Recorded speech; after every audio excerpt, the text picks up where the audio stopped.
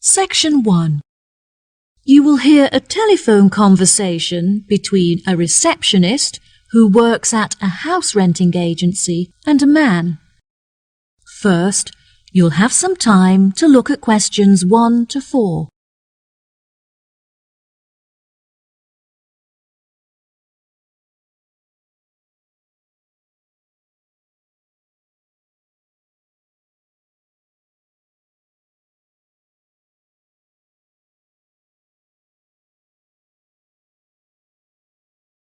You will see there is an example that has been done for you.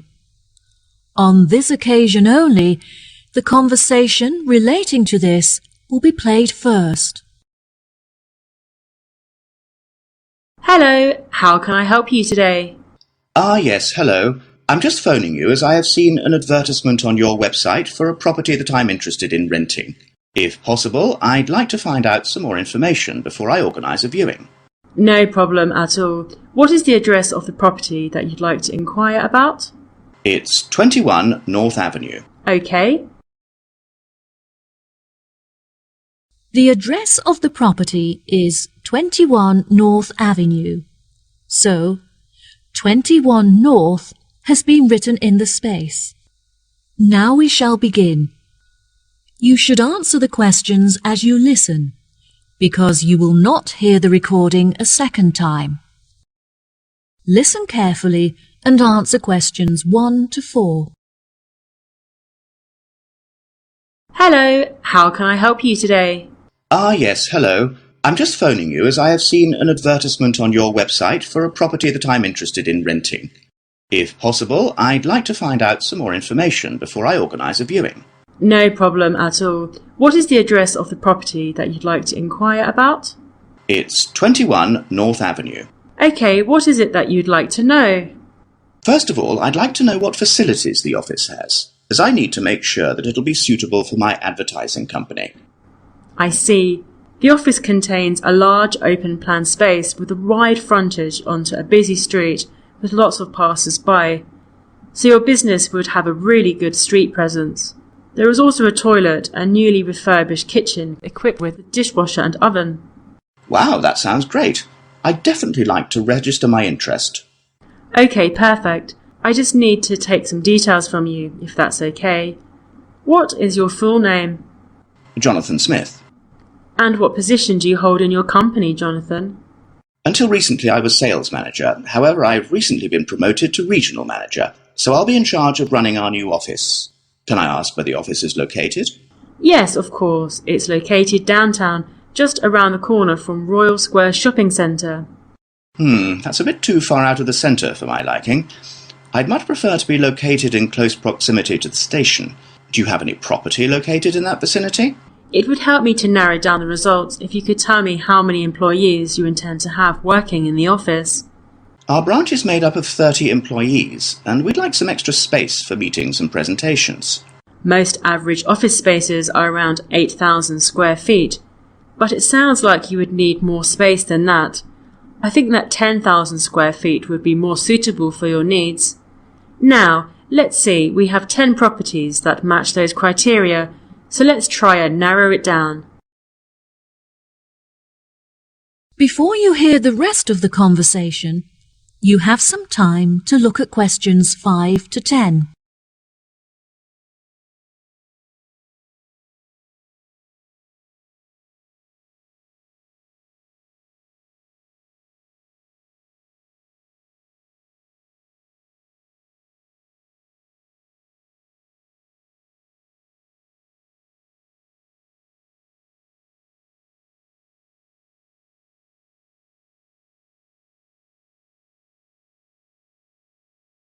Now listen and answer questions 5 to 10.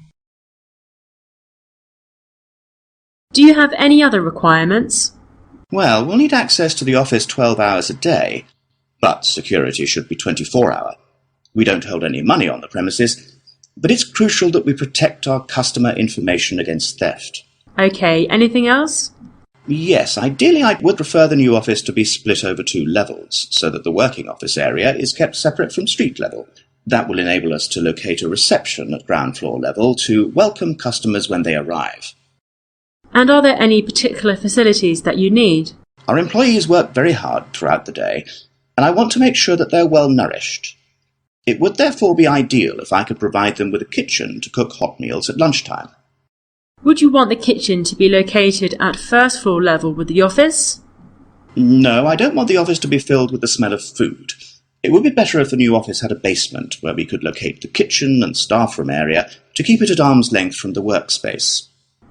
Okay, I have now narrowed the search to 2 available properties. Do you have any other requirements that could narrow our search down to 1 result? All of our office staff will be working at desktop computers, so I'll need the office to be equipped with at least 40 power sockets if possible. Anything else? Studies have shown that exercise is very important for maintaining happiness and healthy brain function. In an office environment, it's very difficult to get sufficient daily exercise, so it would be great if they had access to a nearby exercise area. One of the available offices is located next door to a gym. Would this be suitable? Yes, absolutely. A gym is exactly what I was thinking of. Brilliant. Do you need the office to be furnished? I don't think so. I already have some furniture, so I would prefer to bring this myself. That's no problem at all. And before I forget, we will definitely require Wi-Fi access, as much of our work and customer recruitment is carried out online. No problem. It sounds like the property will suit your needs perfectly. I've taken the liberty of booking you a viewing at 3 p.m. on Thursday, so you can see it for yourself. Is there anything else I can help you with today? No, I think that's all the information I need. Thanks very much for your help. No problem. It's been my pleasure to be of assistance. Goodbye. That is the end of section 1. You now have half a minute to check your answers.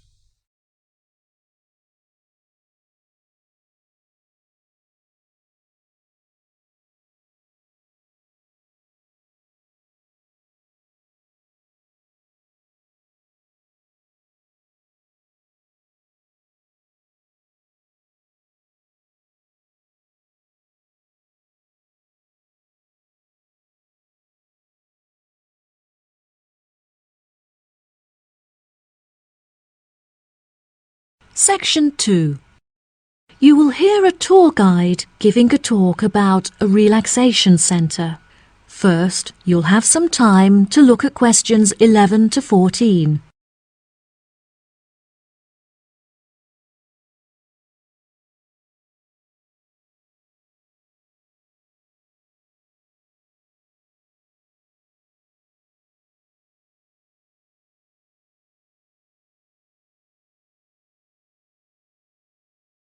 Now listen carefully and answer questions 11 to 14. Hello everyone, my name is Sally. Welcome to our globally renowned spa and relaxation centre here at Island View Estates. Before you all wander off and begin exploring the facilities, I'd like to go over a few things. Now, this year is a very special milestone for our beloved centre, as it is our 25th anniversary. I understand that this means you have all paid an increased price for your tickets, but I can promise that all of the events we have scheduled for your enjoyment will make the costs well worth it.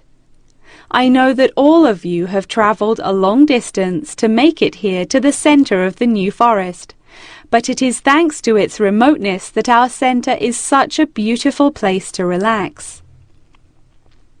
I'm sure you are all keen to find out what activities we have arranged for you, so I will give you a quick overview. Tomorrow we have arranged for you all to participate in a yoga session for the duration of the morning, followed by a day of relaxation at the pool, where we have ample sun umbrellas to protect you from the sun. On Wednesday, we have organized a sightseeing hike through the forest, where you will be able to test your navigation skills and witness the wild ponies in their natural habitat. It's forecast to be sunny that day, but I recommend that you all bring rainproof clothes just in case. On your last day, we have a special surprise, a pony trek along the beach. We ask that you all wear full-length trousers, and that all women have their hair tied up in a ponytail. Helmets are provided at the center for those who would like to wear one. There are a couple of beautiful attractions here at the center that you must all be sure to visit before you leave. The Rose Garden, located just at the corner of the property, is home to many indigenous species and is beautifully serene and peaceful, the perfect place to collect your thoughts or read a book. Our sunset boat ride has been the favorite attraction for many of our visitors. Simply hop aboard and relax whilst we sail you out into the open sea to witness one of the most beautiful spectacles that nature has to offer. Last, but certainly not least, is the freshwater pond, which serves as a watering hole of sorts. Some of you may even be lucky enough to spot our resident kingfishers, who are members of a very rare and endangered species. Once you have all unpacked and settled into your rooms, we will be taking you out to the neighbouring island for a bonfire and barbecue dinner. The island is very small, and the bicycle trails make it very easy to explore all of its beautiful corners. As the island is entirely separate from the mainland, it has never been inhabited by wildlife, so you can all roam freely and safely. We have some bonding exercises for you all to take part in around the bonfire, where you can potentially make new friends and discover a lot about yourself. Before you hear the rest of the talk, you'll have some time to look at questions 15 to 20.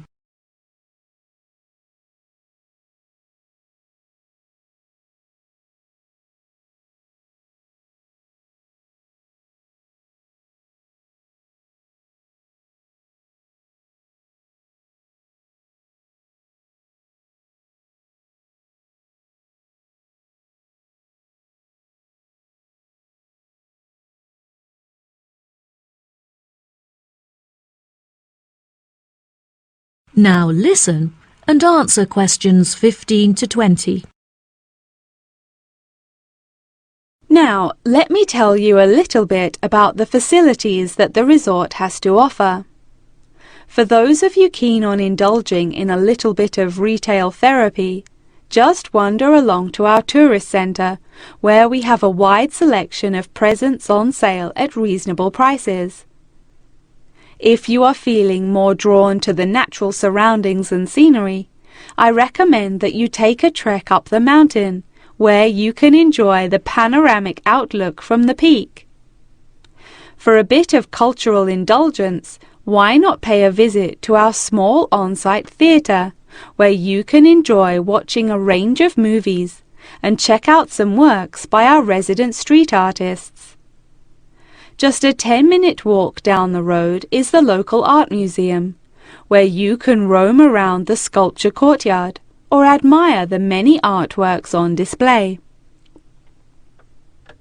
Here at the resort, we are incredibly lucky to be located right next to a nature reserve, where many species of endangered wildlife live in the pond.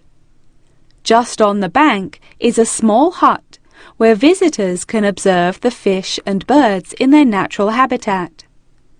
Now, if any of you are interested in history, you have the very interesting opportunity to visit the ancient building at the south side of the grounds. The building is now a museum. However, it originally served as a jail for those charged with crimes of treason against the royal family. Well, that just about rounds it up. Now, if anyone has any questions? That is the end of section 2. You now have half a minute to check your answers.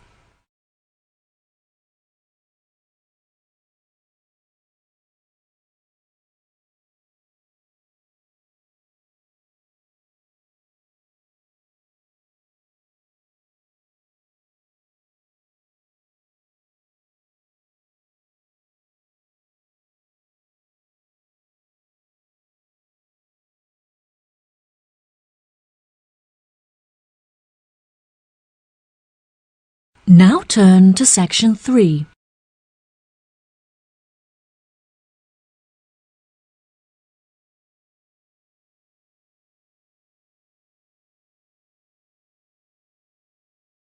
Section 3. You will hear Lara and Tommy, 2 students, talking about their book club. First, you'll have some time to look at questions 21 to 24.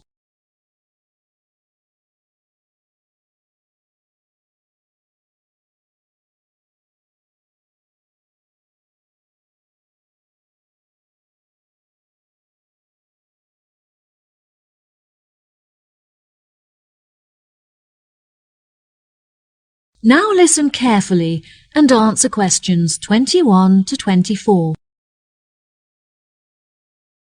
Hi, Tommy. I haven't seen you for ages. How have you been? Oh, hi, Lara. I'm great. I've just joined a local book club that meets every Wednesday, and I'm really enjoying it. Next week, we're discussing the novels of Charles Dickens. I'm really looking forward to it, as he's my favourite author. Yes, absolutely. His novels are wonderful. I attended Dickens Book Club too. Would you like to do a practice session with me in preparation for your meeting?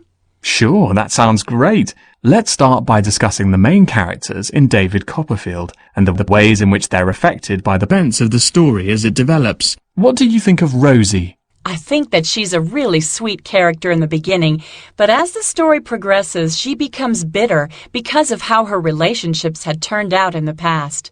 That's true. Her sisters all marry and live happily ever after, but she ends up alone. It is very interesting to see how deeply the change in her personality affects her relationships. What is your opinion of Florrie?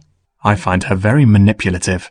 She seems intent on seeking attention, so whenever she wants something from her family members, she persistently acts in a very silly manner, just like a kid. Unfortunately, many people do not realize this, and so they give her the attention that she's seeking, which only encourages her to continue behaving this way. Yes, Florrie is the complete opposite of Lizzie. Lizzie is very sensitive, and she has a true perceptiveness into how people are feeling and how they behave, which enables her to act appropriately towards them. She is very kind and generous and cares about how people feel. That's true, and I really like her character too. My least favourite character is Estelle, because she acts so selfishly and gets enjoyment from making others suffer. Unfortunately, there are many people like her in the world who intend to make others feel like this. It's interesting how you can associate so many of the characters with people that you know in real life. I think that the reason why Dickens is so good at creating deep and believable characters is because he understands human mentality. Before you hear the rest of the conversation, you'll have some time to look at questions 25 to 30.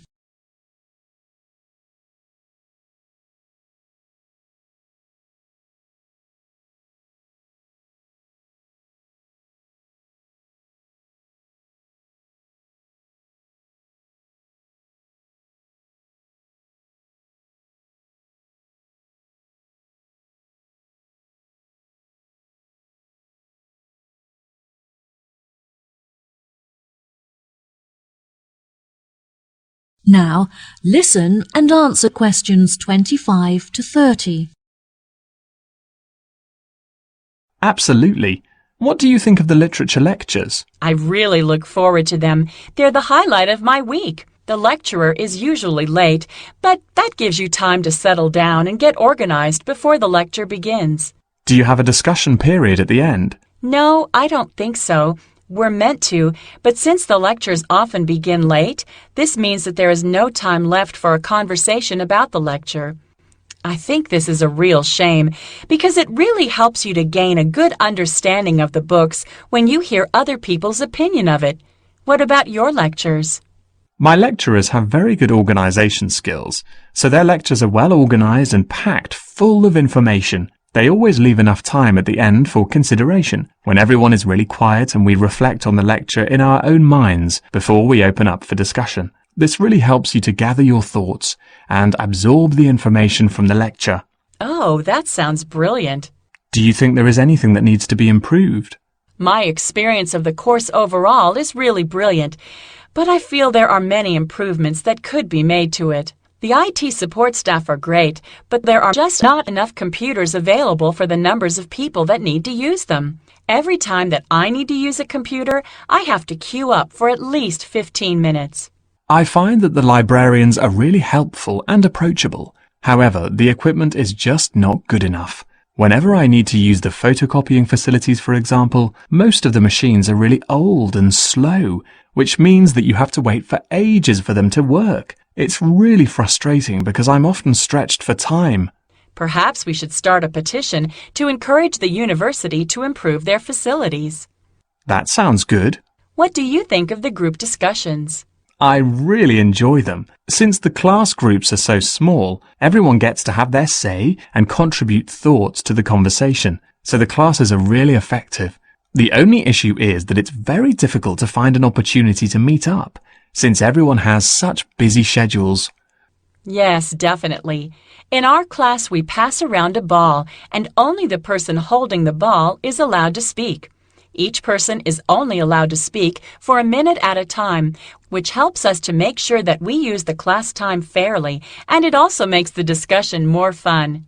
That's true. It's been really great catching up with you. Thanks for your help. No problem. Good luck at your class. Bye. That is the end of section 3.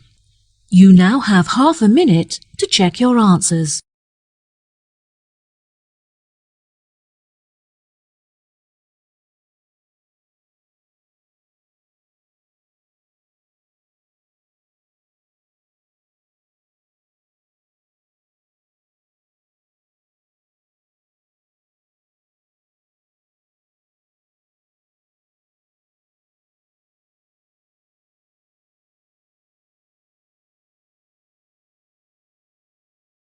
Now turn to section 4. Section 4. You will hear a talk on research into music. First, you have some time to look at questions 31 to 40.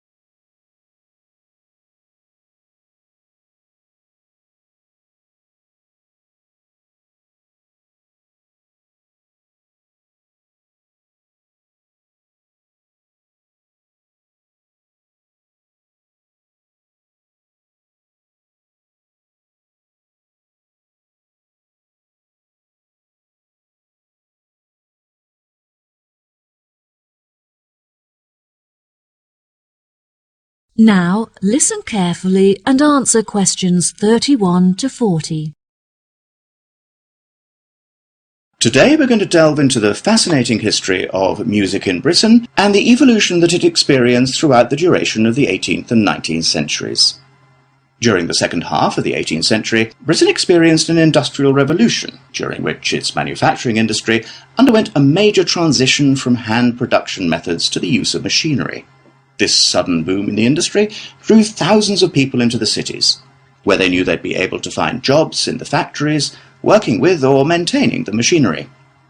This sudden influx of people into the cities did not just come from the surrounding countryside, but also from other poorer nations in search of a better life. Between 1800 and 1900, the population of England increased by 4 times. This mass immigration from different nations and areas of the country resulted in a variety of cultural influences meeting and mixing to form a new, more diverse culture. With this new culture came a new style of music. Prior to the Industrial Revolution, music had originally been written to reflect the hard, labour-intensive life in all kinds of industries when all work had to be done by hand. Most people resided in small rural communities where their lives revolved around farming. Life for the average person was difficult, as incomes were meagre, and malnourishment and disease were common. Despite the difference in nationalities of the people and the variety of musical genres, all of the music shared one common language, English. As many were unable to write, the songs were a means for the people to give voice to their experiences and feelings about their hard and laborious jobs. Most of the music written by the workers during this period has been lost as a result of illiteracy and the wear of time. Now, you may be asking yourselves how these small musical works were formed. The roots of most of these groups can mostly be traced back to the younger members of the working classes, who were perhaps rebelling against the inferiority of their living and working conditions compared to those of the upper classes. Young performers would often lead these musical trends, usually possessing a great talent for singing or playing particular handmade instruments. As time progressed into the 19th century, these musical groups had gained much notoriety and would hold small performances in the street for all to watch. It was perhaps their blind optimism and rebellious spirit that led them to become so popular with their audiences, which were usually made up of the poorest of the poor. Despite efforts by the upper classes to put an end to these musical traditions, they continued to gain popularity and flourish. By the late 1870s, they had evolved past the barrier of the social echelons and gained access to the middle class. Performances were held in proper establishments such as village halls, and some were even ticketed, with audiences paying a fee for the privilege of watching. Music produced by these groups were better recorded, and some is still preserved today in museums. The music of these groups may not exist in the present day, but its influences are still clear if you look closely enough. In classical culture, for example, many of the themes and theatrical performances are still based on the lives and experiences of the working classes both prior to and following the Industrial Revolution. The novel entitled Les Miserables by Victor Hugo, for example, is a novel about the French working classes and is still widely popular today. The original recordings of the music written during these periods are now hugely valuable due to the demand from avid collectors and enthusiastic fans. Many of these recordings are publicly owned and displayed in museum exhibits. However, a selection are still privately owned and occasionally appear for sale in auctions, often reaching prices in the hundreds of thousands. Well, that just about wraps the lecture up for today, so if anyone has any questions... That is the end of section 4. You now have half a minute to check your answers.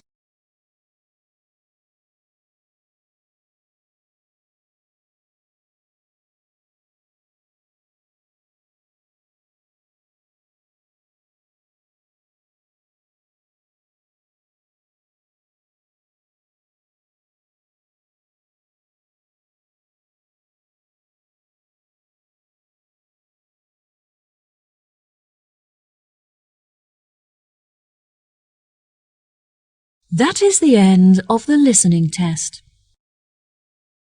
In the IELTS test, you will now have 10 minutes to transfer your answers to the answer sheet.